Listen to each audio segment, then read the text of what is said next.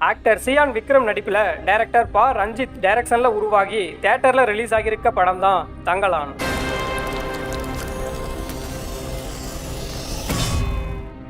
இந்த தங்கலான் படம் உண்மை சம்பவத்தை மையமாக வச்சு உருவாகியிருக்கு. மேலும் இந்த படத்தில் பார்வதி, மாளவிகா மோகனன், பசுபதி மற்றும் பலர் நடிச்சிருக்காங்க. ஜிவி பிரகாஷ் மியூசிக் பண்ணியிருக்காரு.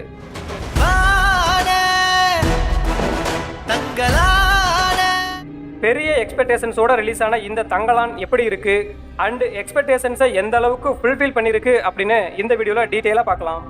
ஃபர்ஸ்ட் இந்த படத்தோட ஒன்லைன் ஸ்டோரி என்ன அப்படின்னா, பிரிட்டிஷ் காலத்தில் நடக்கிற கதையை தான் இந்த படத்தில் சொல்லியிருக்காங்க. கேரளாவில் வட ஆற்காடுல வேப்பூர் அப்படிங்கிற ஒரு மலை கிராமத்தில் விக்ரம், அவர் ஃபேமிலி அண்ட் கிராம மக்கள் எல்லாரும் வாழ்ந்துட்டு இருக்காங்க. அந்த கிராமத்தில் 2 காணி நிலத்தை வச்சுக்கிட்டு அதில் விவசாயம் செஞ்சு சாப்பிட்டுக்கிட்டு வாழ்ந்துட்டு வர்றாரு விக்ரம். அப்போ அந்த ஊர்ல இருக்க மிராஸ்தார் இந்த வேப்பூர் கிராம மக்களை அடிமைகளா ட்ரீட் பண்றது, அவங்களோட விவசாய பொருட்களை கொளுத்தி விட்டுட்டு அந்த நிலங்களை புடுங்க ட்ரை பண்றது அப்படின்னு அரசியல் பண்ணிட்டு இருக்காங்க. இந்த டைம்ல தான் பிரிட்டிஷ்காரங்க இந்த ஊர் மக்களை மைண்ட் வாஷ் பண்ணி அவங்கள கோலார் வயலுக்கு தங்கம் எடுக்க கூட்டிட்டு போறாங்க. அந்த டைம்ல இவங்களும் மிராஸ் தான் நம்மளை அடிமைப்படுத்தி வச்சிருக்கான், இந்த பிரிட்டிஷ்காரன் நம்மளை ஈக்குவலா சமமா வழி நடத்துவான், நம்மளோட வாழ்க்கை மாறும் அப்படின்னு ஆசைப்பட்டு தங்கம் தோன்றதுக்காக வெள்ளைக்காரங்களோட போறாங்க. அப்படி அவங்க போற இடத்துல அவங்களுக்கு தங்கம் கிடைச்சிச்சா, தங்கத்தை எடுக்கிறதுக்கு இவங்க என்ன மாதிரியான தடைகள் எல்லாம் ஃபேஸ் பண்றாங்க அண்ட் இவங்களை கூட்டிட்டு போன பிரிட்டிஷ்காரங்க இவங்களை என்னென்ன பண்ணாங்க, அதுல நடக்கிற பாலிடிக்ஸ், இதெல்லாம் எடுத்து சொல்றது தான் இந்த படத்தோட ஒன்லைன்.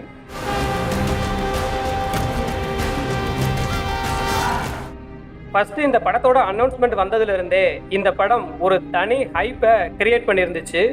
அது ஃபர்ஸ்ட் லுக்காக இருக்கட்டும், ட்ரெய்லர், சாங்ஸ் அப்படின்னு ஒவ்வொன்றும் வர வர இந்த படத்து மேலே உள்ள ஒரு ஹைப், இந்த படத்தை பற்றின ஒரு பெரிய எக்ஸ்பெக்டேஷன்ஸ் வந்து எல்லாருக்கும் அதிகமாகவே இருந்துச்சு. அது ஏன் அப்படின்னா இந்த படத்தில் விக்ரமோட ஆக்டிங் தான். டீசரை பார்த்ததுலேருந்தே என்னடா இந்த மனுஷன் இப்படி நடிச்சிருக்காரு அப்படின்னு தோணுச்சு. விக்ரமே கூட இன்டர்வியூலலாம் இந்த படத்துக்காக தான் நான் ரொம்பவே கஷ்டப்பட்டேன் அப்படின்லாம் சொல்லிட்டு இருந்தாரு. ஸோ அதுக்காகவே இந்த படத்து மேலே ஒரு பெரிய எக்ஸ்பெக்டேஷன் இருந்துச்சு. நானும் அதே மாதிரி பெரிய எக்ஸ்பெக்டேஷன்ஸோட தான் இருந்தேன். ஆனால் இந்த படம் பர்சனலாக என்னோட எக்ஸ்பெக்டேஷனை ஃபுல்ஃபில் பண்ணுச்சான்னு கேட்டால் இல்லைன்னு தான் சொல்லுவேன். அது ஏன்னு சொல்கிறதுக்கு முன்னாடி இந்த படத்தோட பாசிட்டிவ்ஸ் என்னென்ன அப்படின்னு பார்க்கலாம். இந்த படத்தோட முக்கியமான பாசிட்டிவ் என்ன அப்படின்னா, இந்த படத்தில் நடிச்சிருக்க நடிகர்களோட நடிப்பு தான். அதில் முக்கியமாக நம்ம சியான் விக்ரம் அவரோட நடிப்பு. மனுஷன் உண்மையிலேயே தன்னோட உயிரை கொடுத்து நடிச்சிருக்காரு. இந்த படத்துக்காகவே அவரை முழுசா அர்ப்பணிச்சிருக்காருன்னே சொல்லலாம். அதே மாதிரி இந்த மாளவிகா மோகனன் பிளே பண்ண சூனியக்காரி ஆரத்தி அப்படிங்கிற ரோல்ல அவங்களும் சூப்பராக நடிச்சிருக்காங்க. விக்ரமும் சூனியக்காரி ஆரத்தியும் ஃபேஸ் ஆஃப் பண்ற அந்த சீன்லாம் வேற லெவல்ல பயங்கரமா இருக்கு. இவங்களை தாண்டி பார்வதியும் சரி, பசுபதி அண்ட் ஊர் மக்களா நடிச்சிருந்தவங்க அப்படின்னு ஆவுல இருந்து அக்கு வரைக்கும் A to Z இந்த படத்துல நடிச்சிருந்த அத்தனை நடிகர்களுமே ரொம்பவே சூப்பரா நடிச்சிருந்தாங்க.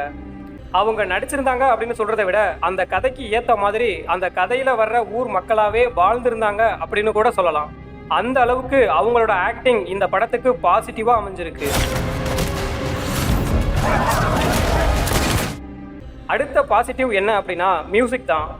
இந்த படத்தில் ஜிவி பிரகாஷோட மியூசிக் அண்ட் பிஜிஎம் ரொம்பவே சூப்பராக அதே நேரத்தில் மாஸாக பண்ணியிருக்காரு. இந்த படத்தையே தாங்கி பிடிக்கிற 2 தூண் என்ன அப்படின்னா, ஒன்று விக்ரமோட ஆக்டிங், 2வதா ஜிவியோட மியூசிக்னு தான் சொல்லணும். அந்த அளவுக்கு பிஜிஎம்ஸில் மிரட்டி விட்டுருக்காரு.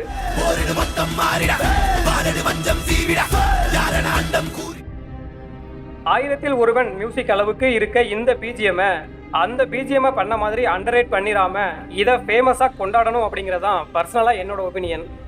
So music and BGMs one of the பாசிட்டிவாக இருக்குது.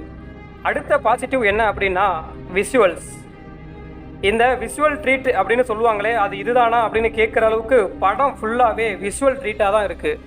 அந்த அளவுக்கு ஒவ்வொரு ஃப்ரேமையும் ரசித்து எடுத்திருப்பாங்க போல. படத்தை இந்த அளவுக்கு டிலே பண்ணதுக்கு இந்த சினிமோட்டோகிராஃபியும் காரணமாக இருந்திருக்கும் போல. ஏன்னா ஒவ்வொரு சீன்லையும் அந்த சீனுக்கு ஏற்ற மாதிரி கலர் கிரேடிங் பண்ணியிருக்கிறது ரொம்பவே அருமையாக இருந்துச்சு. படத்தில் ஒவ்வொரு இடத்துல நல்ல கோல்டு கலர்லையும், ஒவ்வொரு இடத்துல ஃபுல்லாக டார்க்காகவும், இப்படி தேவையான இடத்துல தேவையான அளவு கலர் கிரேடிங் செம்மையாக பண்ணி காமிச்சிருந்தாங்க. அதே மாதிரி இன்னொரு பாசிட்டிவ் வந்து காஸ்டியூம்ஸில் கொடுத்துருக்காங்க. காஸ்டியூம்ஸை பொறுத்த வரைக்கும் ரொம்பவே பக்காவாக இந்த கதையோட பீரியாட்டிக்கலில் எந்த மாதிரி ட்ரெஸ் போட்டிருப்பாங்களோ அதே மாதிரி பர்ஃபெக்டான காஸ்டியூம்ஸை மேக் பண்ணி கொடுத்துருக்காங்க.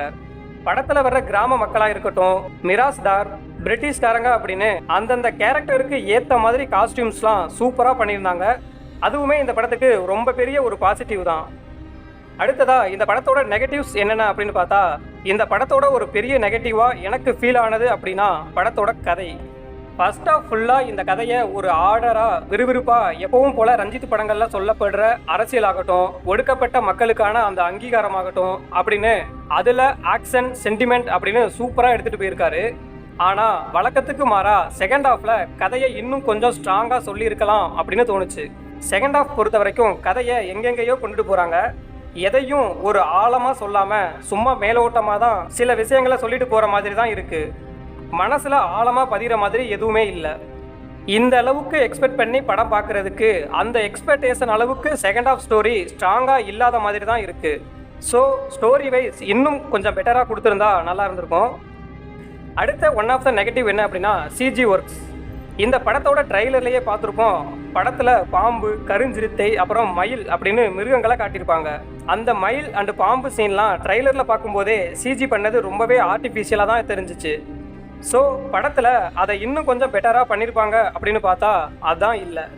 கருஞ்சிறுத்தை சீன் கூட கொஞ்சம் ஓகே தான், ஆனால் அந்த மயில் சீனும் பாம்பு சீனையும் இன்னும் கொஞ்சம் பெட்டராக பண்ணியிருக்கலான்னு தான் தோணுச்சு.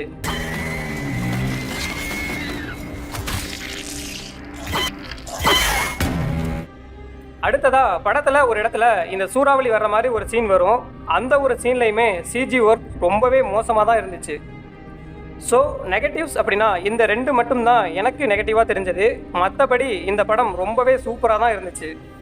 ஸோ இந்த தங்கலான் படத்தை பொறுத்த வரைக்கும் பிளாக் பஸ்டர் ஆகி எல்லா மக்களாலையும் பேசப்படணும். ஆனால் இந்த 1000ல் ஒருவன், பரதேசி படங்கள் மாதிரி இந்த படத்தையும் அண்டர் ரேட்டட் லிஸ்ட்டில் வச்சிடாமல் இருக்கணும் அப்படிங்கிறது தான் என்னோட பர்சனல் ஒப்பீனியன். தேட்டரில் பார்க்குறதுக்கு இந்த படம் வேறு லெவல் எக்ஸ்பீரியன்ஸாக இருக்குது. நம்மளை அப்படியே வேறு ஒரு உலகத்துக்கு கொண்டு போகிற அளவுக்கு இருக்கும். ஸோ தேட்டரில் மட்டும் பார்த்து என்ஜாய் பண்ணுங்கள்.